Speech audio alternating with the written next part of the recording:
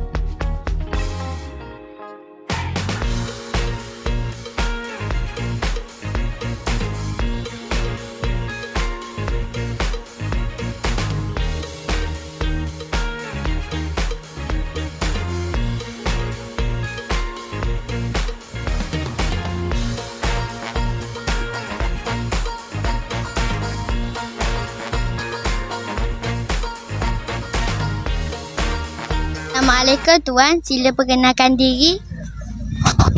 Okay, Waalaikumsalam warahmatullahi wabarakatuh.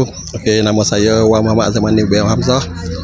Saya bertugas sebagai pegawai bomber kanan 1 di Balai Bomber dan Penyelamat Setiu. Apa pendapat Tuan tentang program pada hari ini? Ya, terima kasih ya. Untuk program ini, kita kongsi pengalaman yang kita ada, ilmu yang kita ada untuk tindakan pihak-pihak sekolah dan kalau boleh dipanjangkan untuk sampai ke masyarakat lah. Dan apabila berlaku apa-apa satu kes mana kita ada sedikit sebanyak pengetahuan untuk mengambil tindakan sebelum hadirnya pihak yang berwajib. Dan saya harap pihak sekolah tolong panjangkan dan jadikan ini sebagai acara tahunan mana setiap sesi baru cuba hubungi pihak bomber untuk sentiasa membuat latihan. Okay. Terima kasih Tuan. Sama-sama. Sekian dari saya, Natiara Malika binti Muhammad Zulkarnain, wartawan TV PSS Karisma Channel, pemangkin inspirasi. Bye.